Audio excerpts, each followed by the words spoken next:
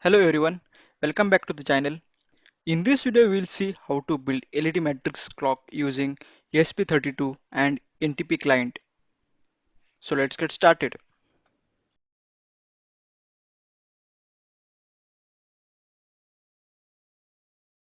For this project we need ESP32 board,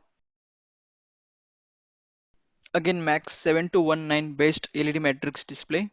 There are 4 modules connected together like this and few jumper wires. This is the connection diagram of this project and you can find the link in the description. So let's do the connection now.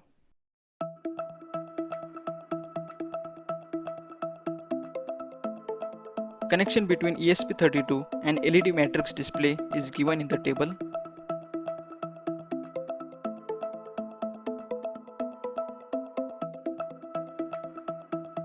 VCC is connected to VIN, ground is connected to ground,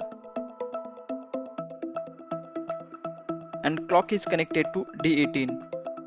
CS pin is connected to D5, DIN pin is connected to D19, and here you can verify the connections. Let's see the coding part now. Wi-Fi.h header file is used for handling the Wi-Fi connection. Time.h header file is used for handling the time related functionality. MD Parola library is used for LED matrix display. Again, the SPI.h header file is used for SPI communication. This font data.h header file contains the font for our LED matrix display.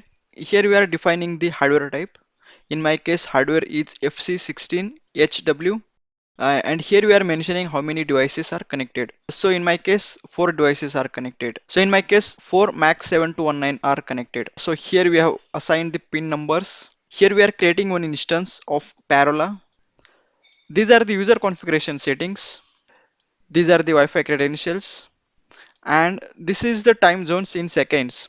So you have to calculate the time zone in seconds. So these are the internal variables which will be used.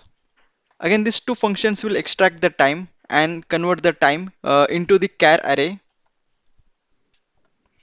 And in the setup function, we are initializing the serial communication. Again, we are initializing the Wi-Fi communication. Again, also we are initializing the LED matrix display. So here we are defining two zones, zone 0 and zone 1. And for two zones, we are using two different fonts.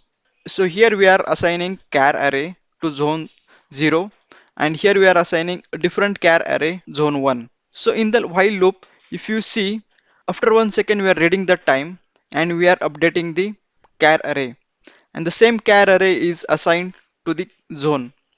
So if we call this function with mentioning the zone, the display will get updated. You can find the link for the code in the description. So let's flash the code and let's see the demo now. Thank you for watching. Please like, share, comment and subscribe to the channel for more videos.